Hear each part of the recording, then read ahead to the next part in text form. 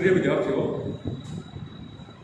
आज एक बार पुनः हम लोग ये पाठपट के प्रथम प्रश्न पत्र के अंतर्गत कार्ल मार्क्स के वर्ग और वर्ग संघर्ष के बारे में बात करेंगे। जैसा कि पिछली कक्षा में भी हमने आपको कार्ल मार्क्स के वर्ग और वर्ग संघर्ष के बारे में बात की थी। पिछली कक्षा में हम लोग विशेष रूप से वर्गों के बारे में बात कर रहे थे कि सामाजिक वर्ग क्या होते हैं, वर्गों के निर्धारण का आधार क्या होता है। उसी क्रम को आगे बढ़ाते हुए आज एक बार फिर हम लोग कार्ल मार्क्स के वर्ग और वर्ग संघर्ष के बारे में बात करेंगे। जैसा कि आपको पिछली कक्षा में बताया गया था, कार्ल मार्क्स वर्गों के निर्धारण का आधार आर्थिक मानते हैं। पिछली क्लास में हम लोग बात कर रहे थे आर्थिक आधार पर वर्गों का निर्धारण होता है। उसमें कार्ल मार्क्स का यह कहना था कि वर्गों के निर्धारण का आधार व्यक्ति की आमदनी है। वह आमदनी उसकी वेतन से हो सकती है, उसकी दिहाड़ी से, उसकी पगार से हो सकती है। आमदनी उसकी उत्पादन के साधनों से हो सकती है, भूमि से हो सकती है, कोई कल कारखाने से हो सकती है। इस प्रकार कार्ल मार्क्स का यह मानना था कि वर्गों के निर्धारण का आधार आर्थिक है। व्यक्ति की आमदनी के आधार पर वर्गों का निर्धारण होता है। इससे तात्पर्य यह है कि वर्गों का जो निर्माण होगा, जिसको हम लोग सामाजिक वर्ग कह रहे हैं, वो निष्कर्ष रूप में इसको कह सकते हैं कि आर्थिक स्थिति के आधार पर वर्गों का निर्माण या वर्गों का निर्धारण होता है। ये बात हम लोग पिछली क्लास में कर चुके थे। लेकिन उससे भी महत्वपूर्ण बात जो कार्ल मार्क्स मानते हैं वर्गों के निर्धारण के लिए, उनका यह मानना है कि जब तक किसी वर्ग के लोगों में वर्ग चेतना नहीं आएगी, जब तक व्यक्ति की आर्थिक स्थिति कहें, व्यक्ति की आमदनी कहें, उसके आधार पर तो कार्ल मार्क्स ने बताया कि इस प्रकार वर्गों का निर्धारण होता है। लेकिन वर्ग संघर्ष की जहाँ तक बात की जाए, वर्ग संघर्ष की जहाँ तक बात की जाए, उसमें कार्ल मार्क्स ने यह कहना था कि सिर्फ वर्गों का निर्धारण हो जाना, वर्ग बन जाना, आमदनी, आर्थिक, ये तो ठीक है कि इस आधार पर वर्गों का निर्धारण होता है। लेकिन बात जब वर्ग संघर्ष की करते हैं तो वहाँ पर कार्ल मार्क्स का कहना था कि जब तक किसी वर्ग के लोगों में वर्ग चेतना नहीं आती है, तब तक कोई भी वर्ग संघर्ष के लिए तैयार नहीं होता है। ये तो कार्ल मार्क्स का कहना था कि जब जो श्रमिक वर्ग है, शोषित वर्ग जिसको कह सकते हैं, उन लोगों में जब तक इस प्रकार की चेतना जागृत नहीं होती कि हमारा जो श्रम है, उस श्रम के बदले हमें जो आय प्राप्त हो रही है, वो आय इतनी पर्याप्त आय नहीं है जितना श्रम हम करते हैं। कहने का तात्पर्य कार्ल मार्क्स कह रहा है कि एक श्रमिक को उसके श्रम के बदले जितना भुगतान, जितनी पगार या जितना वेतन या दिहाड़ी मिलनी चाहिए, उतनी आय उसकी नहीं होती है। तो एक श्रमिक में जब इस प्रकार के भाव आ जाते हैं कि मैंने जो श्रम किया है महीने भर या दैनिक रूप से, और उस श्रम के बदले, उस मेरी मेहनत के बदले मुझे जो आय प्राप्त हुई है, वो आय प्राप्त इतनी नहीं है जितनी की मैंने मेहनत की है, जितनी की मैंने श्रम किया है। इस प्रकार की चेतना किसी एक श्रमिक में जागृत होती है। जैसा कि पिछली क्लास में बात कर रहे थे, जब ये चेतना एक श्रमिक में आ जाती है कि मेरे श्रम के बदले मुझे जो भुगतान मिलना चाहिए उतना भुगतान नहीं मिला है, मालिक जो है, पूंजीपति जो है, वो सिर्फ अपने मुनाफे की तरफ ध्यान दे रहा है, हमारे वेतन की तरफ ध्यान नहीं दे रहा है, तो एक श्रमिक ये सोचने लगता है कि इसका मतलब निश्चित रूप से मेरा शोषण हो रहा है। एक व्यक्ति में जब इस प्रकार की चेतना आएगी कि मुझे मेरे श्रम के बदले जितनी दिहाड़ी, पगार या वेतन मिला है, वो इतना पर्याप्त नहीं है जितनी मेहनत मैंने की है। मैं 8 घंटे 10 घंटे काम करता हूँ और इतना कठोर श्रम करता हूँ, तो उसके बदले मुझे बहुत ज़्यादा मिलना चाहिए, मेरी पगार, मेरी दिहाड़ी या मेरा वेतन जो है, ये पर्याप्त नहीं है। तो उसको ये लगने लगता है कि इसका मतलब निश्चित रूप से मेरा शोषण होगा। ये भाव ये चेतना किसी एक श्रमिक से आती है, जैसा कि हम पिछली क्लास में बात कर रहे थे। इस भाव को व्यक्तिगत चेतना कहा गया है वास्तविक रूप से। ठीक है, तो एक व्यक्ति में, एक श्रमिक में जब इस प्रकार की व्यक्तिगत चेतना आ जाती है तो उसके साथ जो दूसरा श्रमिक काम करता है वो अपने भाव या अपनी इस चेतना को उस दूसरे व्यक्ति के साथ शेयर करता है, जो कि उसी के साथ उसकी फैक्ट्री में उसकी जो भी उत्पादन का जो साधन है वहाँ पर काम कर रहा है, ये अपने भाव को उस दूसरे श्रमिक के साथ शेयर करता है। तो वो दूसरा श्रमिक बोलता है, जैसे मान लीजिए हम पिछली क्लास में बात कर रहे थे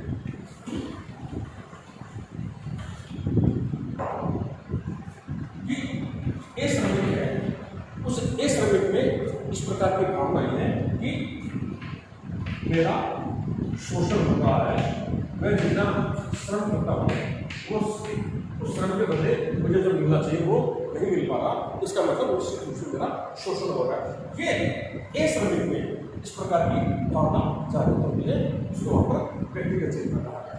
ये ए श्रमिक इस श्रमिक के साथ अपने भाव पहुँचाता है कि मैं अपने 8 से 10 घंटे काम करता हूँ, लेकिन मुझे जो मिलता है वो इतना नहीं मिलता जितना मिलना चाहिए, इसका मतलब मेरा शोषण हो रहा है। इस प्रकार के भाव जब बी श्रमिक दूसरे श्रमिक के पास आते हैं तो ये बी श्रमिक कहता है कि मेरी भी हालत ऐसी ही है, मैं भी तुम्हारे साथ इसी कारखाने में काम कर रहा हूँ या इसी भूमि पर काम कर रहा हूँ, इसका मतलब मेरा भी शोषण हो रहा है। बी सी तक के बात पहुँचाता है, सी बी तक के बात पहुँचाता है, और पहुँचते पहुँचते पूरे समूह में ये बात पहुँच जाती है। एक श्रमिक के मस्तिष्क में बात आएगी, उसको हमने व्यक्तिगत चेतना, ये व्यक्तिगत चेतना धीरे धीरे पूरे समूह में फैल गई है। तो अब ये पूरे समूह की चेतना होगी, वहां पर हम इसको सामूहिक चेतना करेंगे।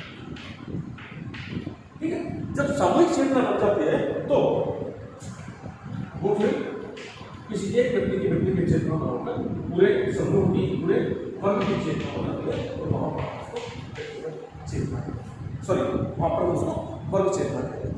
तो कार्ल मार्क्स का कहना था कि ठीक है, वर्गों के निर्धारण का आधार आर्थिक है, उसकी आमदनी है, लेकिन जब तक एक व्यक्ति के मस्तिष्क में ये बात हो जाएगी कि मेरे काम की दशाएं ऐसी हैं तो मुझे जो वेतन मिलता है वो पर्याप्त नहीं है, तो वही व्यक्तिगत चेतना से ही वर्ग चेतना का निर्माण होता है, और कोई वर्ग अपने अधिकारों के लिए या तो हड़ताल करता है या असहयोग करता है, और किसी न किसी तरह से अपनी मांगों को मनवाने की कोशिश करता है।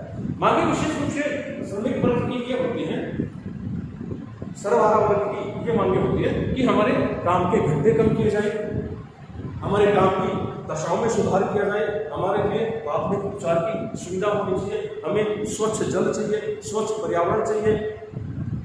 ठीक है, साथ ही साथ हमको दोपहर में 1 घंटे का लंच चाहिए। इस प्रकार की डिमांड उस श्रमिक वर्ग के द्वारा की जा रही है।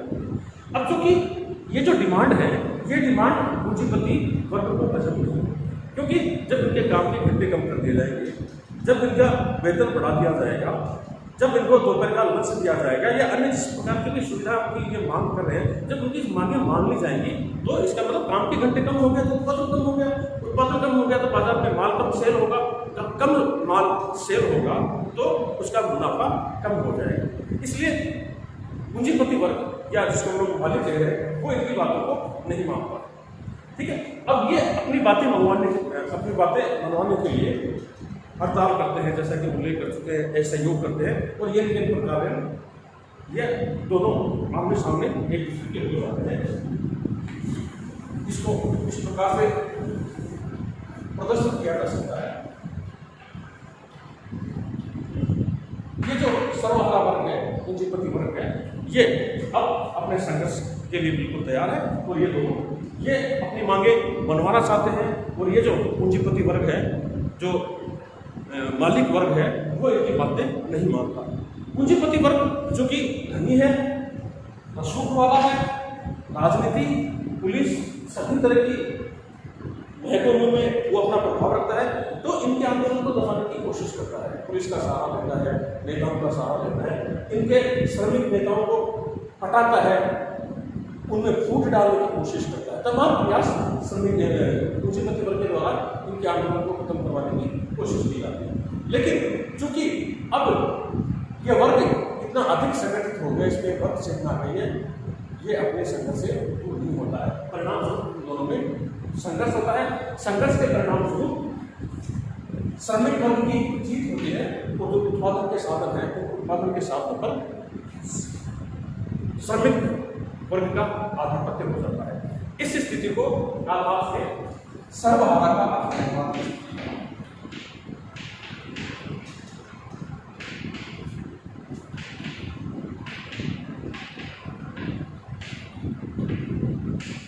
इस स्थिति सर्वहारा का अधिनायकवाद की स्थिति कहा गया है। और जो कि कालवास का कहना है कि ये जो सर्वहारा के अधिनायकवाद की स्थिति है ज्यादा लंबे समय तक चलने वाली स्थिति नहीं होती है, क्योंकि मार्क्स का कहना है कि इस संघर्ष के परिणाम स्वरूप जो श्रमिक वर्ग की जीत हो गई, श्रमिक वर्ग की जीत के पश्चात उत्पादन के साधन श्रमिकों का आधिपत्य हो गया, कोई वर्ग नाम की कोई चीज नहीं रही है। इस स्थिति को कालवास ने वर्गहीन समाज की स्थिति कहा है, क्लासलेस सोसाइटी की स्थिति कहा है। लेकिन इस स्थिति को सर्वहारा के अधिनायकवाद की स्थिति को या क्लासलेस सोसाइटी वर्गहीन समाज की स्थिति को संक्रमणकाल की स्थिति मानते हैं कि ये स्थिति ज्यादा लंबे समय तक चलने वाली नहीं होती है। समाज उन्हें खंडों में विभक्त होता है, उन्हें खंडों में विभक्त होने के पश्चात फिर दो वर्ग बन जाते हैं, फिर दो वर्ग के परिणाम स्वरूप उनमें संघर्ष होता है और क्लासलेस सोसाइटी की स्थिति आती है और उन्हें वो खंडों में विभक्त हो जाता है। जैसे कि हम लोग दो दांतों मुद्दे बात करते हैं, बात करते हैं, एक वाद होता है, विवाद होता है, वाद का समाप्त होते हैं, समाप्त की स्थिति संक्रमणकाल की स्थिति होती है, ज्यादा लंबे समय तक चलने वाली स्थिति नहीं होती है। उन्हें वाद और प्रतिवाद होते हैं, फिर संवाद होते हैं, उनके क्रम चलता ही रहता है। जैसा कि कालवास कहना था कि हम इतिहास पढ़कर देखें, जितने भी इतिहास में सवाल रहे हैं उन सभी सवालों में वर्ग संघर्ष होकर आज हम वर्ग संघर्ष होते होते आज हम इस स्थिति में पहुंचे। तो कालवास का कहना है कि वर्गों के निर्धारण का भाग आर्थिक है, लेकिन वर्ग संघर्ष के लिए इससे भी महत्वपूर्ण बात उन्होंने बताई है, उसका कहना है कि वर्ग संघर्ष के लिए वर्ग के लोगों को वर्ग चलना चाहिए। पिछली क्लास में हम लोग क्लास इन इटसेल्फ और क्लास फॉर इटसेल्फ की बात पर हमने संघर्ष को समाप्त किया था और ये क्लास इन इटसेल्फ और क्लास फॉर इटसेल्फ मार्क्स और एंजिल्स ने अपनी पुस्तक में इनका जिक्र किया था। एक होता है क्लास इन इटसेल्फ, एक होता है क्लास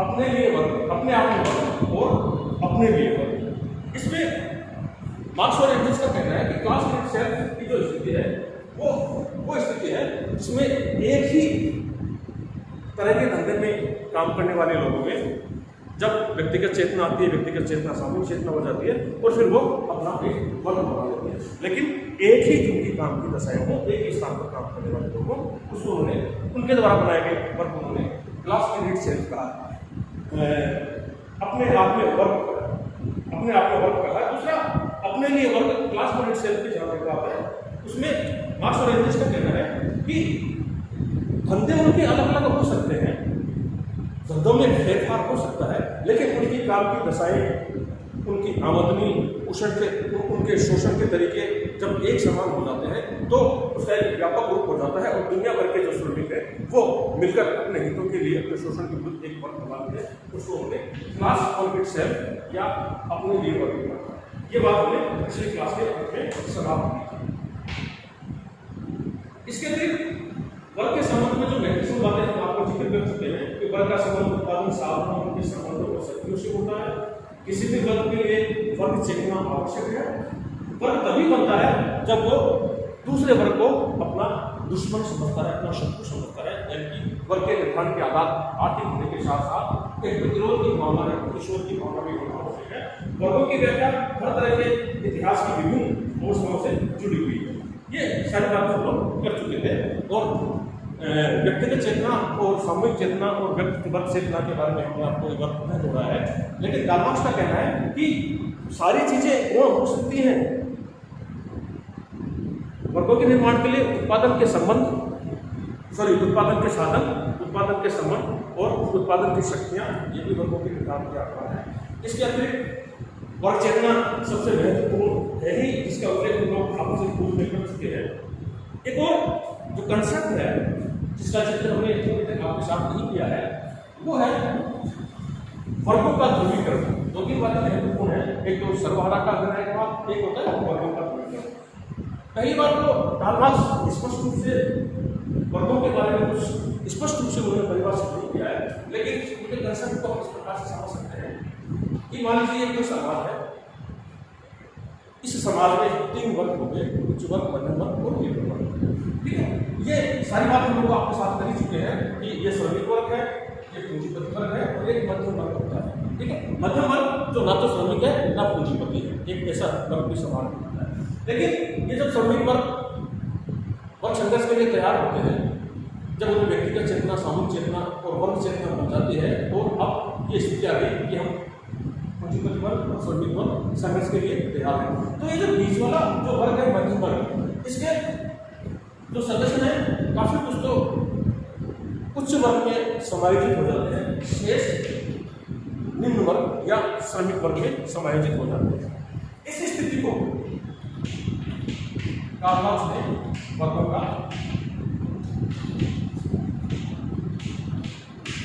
ध्रुवीकरण कहा है। वर्गों के ध्रुवीकरण से तात्पर्य वो पोलराइजेशन ऑफ क्लास है। मध्यम वर्ग है वो समाप्त हो गया है, कुछ लोग उच्च वर्ग में चले गए हैं, शेष निम्न वर्ग में चले गए हैं। अगली जो स्थिति आती है, जब ये वर्ग संघर्ष के लिए तैयार होते हैं, कार्ल मार्क्स कहना था कि वर्गों के ध्रुवीकरण के पश्चात समाज में 2 वर्ग रह जाते हैं, एक पूंजीपति वर्ग, एक श्रमिक वर्ग, एक शोषित वर्ग और एक शोषक वर्ग। ठीक है, और वर्ग चेतना के परिणाम से संघर्ष की स्थिति आती है। इस संघर्ष की स्थिति में श्रमिक वर्ग की विजय होती है, जिसको हम लोग सर्वहारा का निर्णायकवाद की स्थिति कह रहे थे।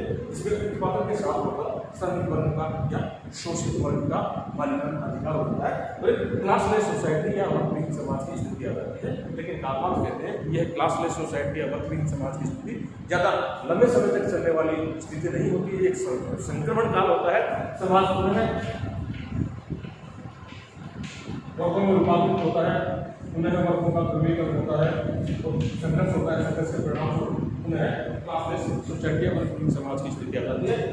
तो संघर्ष के परिणाम एक तो समाज की स्थिति आई, एक संघर्ष के परिणाम समाज की स्थिति भी आई। इसी तरह ये प्रक्रिया सदैव चलती रहती है।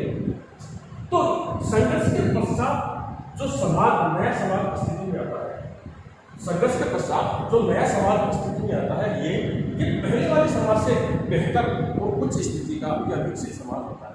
ठीक है, ये पुनः वर्गों में रूपांतरित होते हैं, वर्गों का ध्रुवीकरण होता है, 2 वर्गों में संघर्ष होता है, संघर्ष के परिणाम एक क्लासलेस सोसाइटी आती है।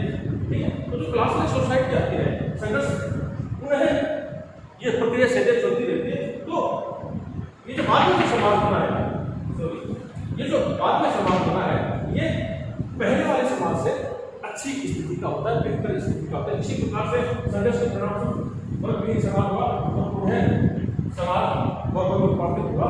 ये जो समाज है, ये समाज इस समाज से बेहतर स्थिति का आता है। इसीलिए कार्ल मार्क्स ने कहा है कि समाज, कोई भी समाज ऐसा नहीं है जिस समाज में वर्ग नहीं रहे हो, वर्ग संघर्ष नहीं हुआ हो। क्योंकि कार्ल मार्क्स सामाजिक परिवर्तन का, विकास का, प्रगति का आधार संघर्ष को मानते हैं। जैसा कि रेमंड एरन ने कहा था कि कार्ल मार्क्स का समाजशास्त्र तो वर्ग संघर्ष का समाजशास्त्र। तो इस प्रकार से कार्ल मार्क्स ने ये बातें बताई है कि इस प्रकार से वर्ग बनते हैं और इस प्रकार से वर्ग बनने के पश्चात उनमें वर्गों का ध्रुवीकरण होता है। वर्गों के ध्रुवीकरण के पश्चात 2 वर्ग हो गए आमने सामने, शोषित। समय के साथ इतिहास में इनके अलग अलग नाम रहे हैं, लेकिन इसको साफ शब्दों में कहें तो हम लोग इसको शोषक वर्ग और शोषित वर्ग कह सकते हैं। परिणाम स्वरूप संघर्ष हुआ, संघर्ष के परिणाम स्वरूप क्लासलेस सोसाइटी वर्गहीन समाज की स्थिति, पुनः समाज का कमी हुआ, पुनः वर्गों का ध्रुवीकरण हुआ, 2 वर्गों में संघर्ष हुआ, संघर्ष के परिणाम स्वरूप सर्वहारा के निर्णायकवाद की स्थिति आई और क्लासलेस सोसाइटी वर्गहीन समाज बन गया। ये स्थिति ज़्यादा लंबे समय तक चलने वाली स्थिति नहीं है। समाज में विभक्त होता है और संघर्ष की स्थितियाँ पैदा होती है, संघर्ष होता है और यह प्रक्रिया सदैव चलती रहती है। जैसा कि कालमास ने पिछली क्लास में भी चर्चा कर चुके हैं, ऐसा कोई समाज नहीं रहा जिस समाज में वर्ग नहीं रहे और उन वर्गों के मध्य संघर्ष नहीं रहा। तो ये कालमास के वर्ग और वर्ग संघर्ष के बारे में हमने आपको बताने का प्रयास किया है। उम्मीद करते हैं समझ में आया होगा। Thank you.